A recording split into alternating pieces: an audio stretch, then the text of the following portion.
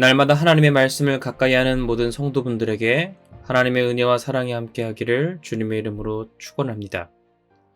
오늘 우리에게 주시는 하나님의 말씀은 로마서 11장 1절에서 6절까지의 말씀입니다. 그러므로 내가 말하노니 하나님이 자기 백성을 버리셨느냐? 그럴 수 없느니라. 나도 이스라엘이니요 아브라함의 씨에서 난 자요 베냐민 지파라.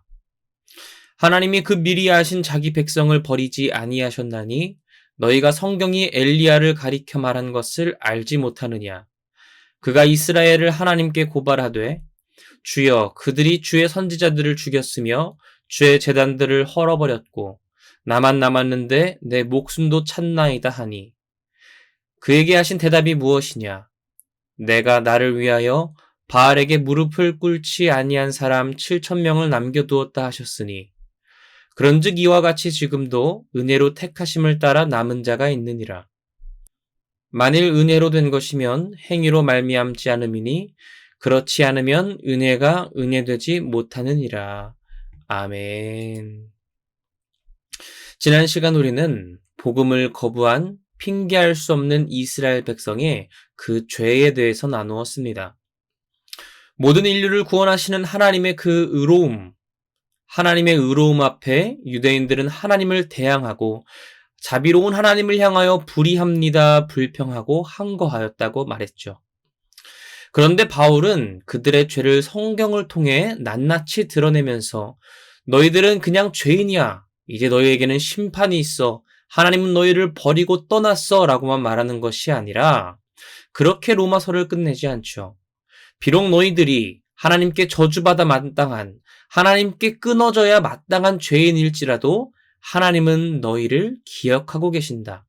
너희 조상과 맺었던 그 언약을 기억하시고 신실하고 선하신 하나님께서 자비의 손길을 여전히 우리에게 향하고 뻗치고 계신다라고 이스라엘 백성들을 향해 바울은 전하고 있는 것이죠.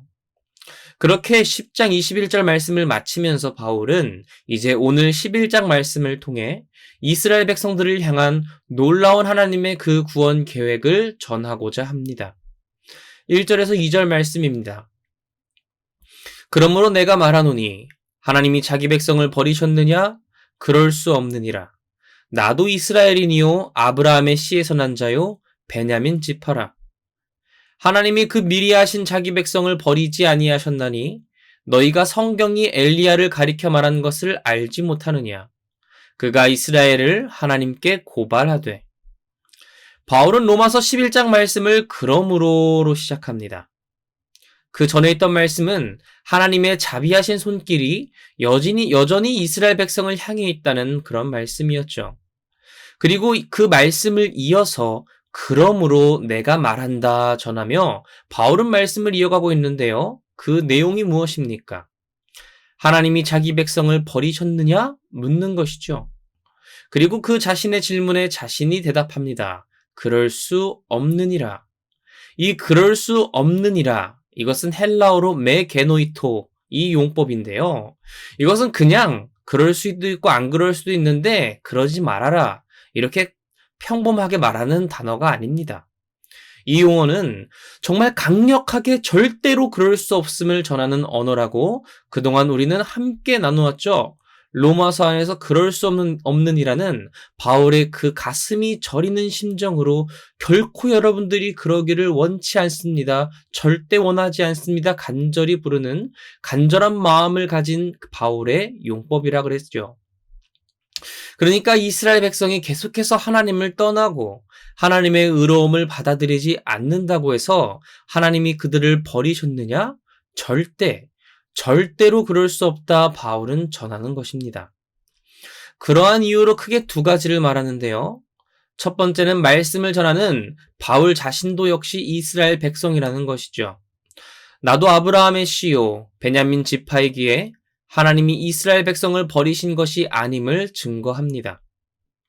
이어서 바울은 구약시대의 엘리야의 이야기를 가져오며 그 증거를 제시하는데요.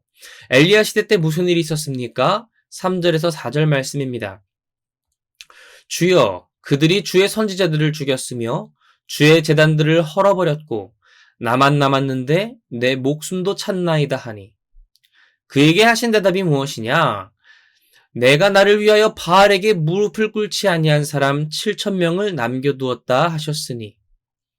이 말씀을 엘리야가 말할 때는 당시에 굉장히 절망적인 상황에 있었습니다. 이스라엘 백성 모두가 하나님을 떠나고 바알과 아세라를 섬깁니다. 이 백성들이 모든 하나님의 선지자들을 다 죽여버리고 이제 자신의 목숨만 남았기에 엘리야는 절망적인 상황 가운데 있었지요. 그리고 이제는 자신을 줄이고자 혈안이 된 그 이스라엘 백성들을 보면서 절망 속에 엘리야는 부르짖습니다. 하나님, 하나님, 저밖에 없습니다. 하나님 망하게 되겠습니다. 그런데 하나님은 그런 절망 속에는 엘리야에게 뭐라고 말씀하십니까? 엘리야야, 엘리야야, 끝이 아니다. 너는 모든 게 다 끝났다고 생각하지만 내가 나를 위하여 바알에게 무릎을 꿇지 아니한 사람 7,000명을 남겨두었다 말씀하셨죠. 여기서 7,000명이라는 숫자, 5,000명도 아니고 6,000명도 아니고 7,000명이라는 이 숫자는 하나의 큰 의미를 가지고 있는데 그것은 이스라엘 안에서 이 7은 완전수로서 거룩하고 구별된 완전함을 의미합니다. 또 이 1,000이라는 숫자는요, 아주 많다는 뜻을 의미하는 숫자이죠. 그러니 하나님께서 자신의 능력과 주권으로 특별히 남은 자가 7,000명이 되도록 남기셨는데 그 숫자로서 하나의 의미를 하나님은 우리에게 보여주고 계시는 것입니다. 그것은 거룩하고 구별된 아주 많은 이가 아직 남아있다는 의미로 그 남은 자들을 남기신 것이죠. 이 사실은 앞선 2절 말씀과도 연결됩니다. 하나님께서 정확히 그 7,000명의 사람을 남기실 수 있다는 것은 하나님이 그 백성을 미리 아시고 준비시키셨다는 것을 의미하지요. 이 7,000명의 남은 자들은 그냥 우연히 어쩌다 7,000명으로 남게 된 것이 아니라 하나님의 놀라운 능력과 섭리, 미리 아시는 권능으로 말미암아 7,000명의 남은 자로 남아있을 수 있었다는 것입니다. 그 하나님의 놀라움은 이어지는 5절과 6절에서 이렇게 표현되는데요. 그런즉 이와 같이 지금도 은혜로 택하심을 따라 남은 자가 있느니라. 그러므로 이와 같이 엘리야 시대의 하나님의 놀라운 능력과 섭리로 구원받을 7천의 남은 자를 하나님이 준비시키셨던 것처럼 하나님은 지금도 자신의 은혜로 말미암아 택하심을 따라 남은 자들을 두셨다는 겁니다. 여기서 이 지금도라는 단어는 카이로가 번역된 단어인데요. 이 당시에 성경이 쓰일 당시에 시간을 뜻하는 헬라어 단어는 크게 두 가지, 크로노스와 카이로스가 있었습니다. 그냥 우리가 일상적으로 보내는 평범한 시간을 나타낼 때는 크로노스가 쓰였다면 오늘 말씀에는 특별히 이 카이로스라는 단어가 쓰였는데요. 이 당시에 카이로스는 언제 쓰였을까요? 그것은 바로 하나님이 특별히 정하시고 준비하신 시간, 그 시간에만 성경은 카이로스라는 단어를 사용하였다는 것입니다. 그러니까 지금 이 시간은 아무 의미와 계획이 없는 크로노스와 같은 시간이 아닌 하나님이 계획하시고 특별히 준비하신 시간 카이로스라는 것이죠. 이 시간이 왜 특별합니까? 바로 엘리야 시대 때 하나님이 친히 남은 자들을 준비하셨던 것처럼 하나님께서는 오늘도 이스라엘 가운데 남은 자를 미리 아심으로 계획하시고 준비하신다라는 것이죠. 즉 엘리야 시대 때만이 카이로스가 아니라 오늘 이 시간도 주님 안에서 카이로스입니다. 따라서 원어적 의미를 살려서 다시 번역해보면 이렇게 되는데요. 그러므로 이와 같이 이 시대에도 역시 은혜로운 선택에 따라 소수의 남은 자들이 있다라는 말씀인 것이죠. 여기서 우리가 다음으로 눈여겨볼 부분은 바로 선택에 따라입니다. 선택으로 번역된 원어 단어는 에클로게인데요. 이 에클로게 어디서 좀 많이 들어본 단어의 느낌이 나지 않습니까? 그것은 바로 헬라어로 이 교회가 에클레시아이기 때문에 우리가 익숙할 수 있는데요. 이 에클로게와 에클레시아는 같은 뜻의 어원을 가지고 있습니다. 그것은 선택하여 부르다라는 뜻이라는 것이죠. 즉 이 말은 하나님이 세우신 교회는 어떤 공동체인가를 우리에게 알려줍니다. 바로 하나님이 미리 아시고 남은 자로 선택하셔서 부르신 공동체, 그 자비하신 선택에 따라 부르심을 받은 자들의 모임이 바로 에클로게를 통해 세워진 에클레시아라는 것입니다. 선택을 통해 선택하심으로 말미암아 부르심을 입은 자들이라는 것이죠. 그런데 하나님의 그 에클로게, 즉 선택은 능력에 따라 차별을 둔 선택이 아닙니다. 어떤 사람이 착한 일을 많이 했다고 해서 그 사람을 선택하시고 어떤 사람은 불의하다고 해서 선택하지 않으시는 것이 아닙니다. 나의 재산이 많고 적음이 따라 하나님이 에클로게 하지 않으시고 나의 외모에 따라 선택하지 않으시고 바로 하나님의 은혜에 의한 선택이었다는 것이죠. 하나님께서 값없이 주시는 은총과 사랑으로 우리를 부르시고 선택하셨습니다. 그래서 우리는 하나님의 선택을 은혜에 따른 선택이다라고 부릅니다. 바울은 하나님의 이 놀라운 은혜를 6절 말씀으로 이렇게 말씀을 맺는데요. 6절 말씀입니다. 만일 은혜로 된 것이면 행위로 말미암지 않음이니 그렇지 않으면 은혜가 은혜되지 못하느니라. 오늘 지금도 이 카이로스의 시간 안에서 남은 자들을 준비하시는 하나님의 자비는 우리가 값을 주고 얻은 것이 아닌 하나님의 은혜로 얻게 되었음은 바울을 6절 말씀을 통해 확실히 합니다. 만약 우리가 남은 자 되어 구원을 받는 것이 나의 공로와 나의 의라면 그것은 은혜라고 부를 수 없다는 것이죠. 우리가 선행을 통해 구원을 얻게 되었다면 그것은 은혜가 아니라 우리가 응당받아야 할 삭시 되게 됩니다.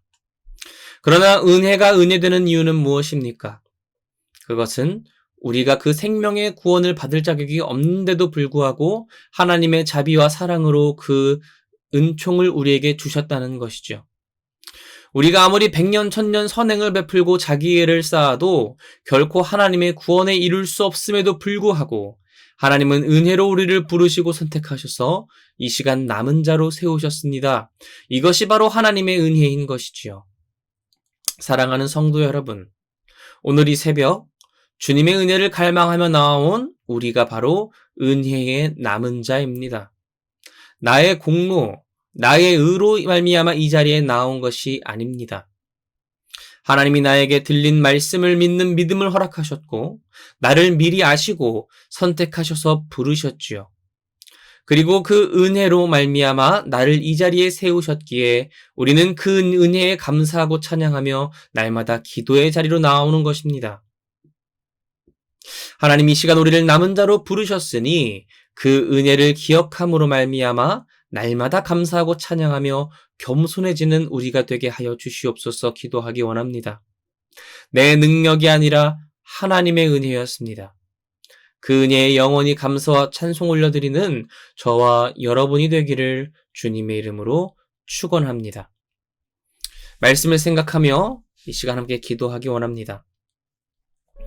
할렐루야, 은혜와 사랑이 많으신 하나님, 오늘도 우리에게 복된 새 하루를 허락하시고 은혜로 말미암아 남은 자로서 주 앞에 나아가게 하시니 감사드립니다.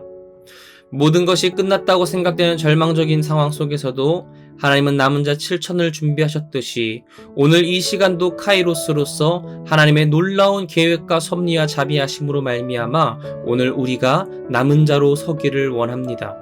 우리를 말씀으로 부르시고 구원하시고 놀라운 능력으로 덧입히시는 하나님 이 시간 우리가 겸손함으로 하나님의 놀라우신 그 은혜와 구원이 나의 공로, 나의 의, 나의 힘으로 되는 것이 아님을 우리가 날마다 기억함으로 말미암아 하나님, 내가 주님 앞에 서 있는 것은 은혜입니다. 은혜가 은혜되는 것은 어떠한 값없이 나의 능력으로 말미암는 것이 아닌 오직 나를 사랑하시고 나를 긍휼히 여기시는 하나님의 놀라운 능력임을 우리가 기억하며 나아갈 때에 날마다 주님께 찬송 올려드리는 그 은혜에 감사하는 자가 되는 은혜 받은 자로서 남에게도 은혜를 베풀 수 있는 너그러운 자로서 하나님께 영광 올려드리는 우리 모두가 되길 원하오니 그 은혜 받은 남은 자로서 합당한 삶을 살아가는 우리가 되게 하여 주시옵소서. 우리를 미리 아시고 선택하고 부르셔서 남은 자로 이 시간 부르시는 놀라운 하나님의 은혜에 우리가 감사하며 놀라운 하나님의 그 섭리에 겸손한 우리가 되기를 원합니다. 우리를 붙드시고 사랑하시는 그 은혜에 사랑으로 보답하는 우리가 되기 원하오며 감사드리며 이 모든 것 살아계신 예수 그리스도의 이름으로 기도드립니다. 아멘.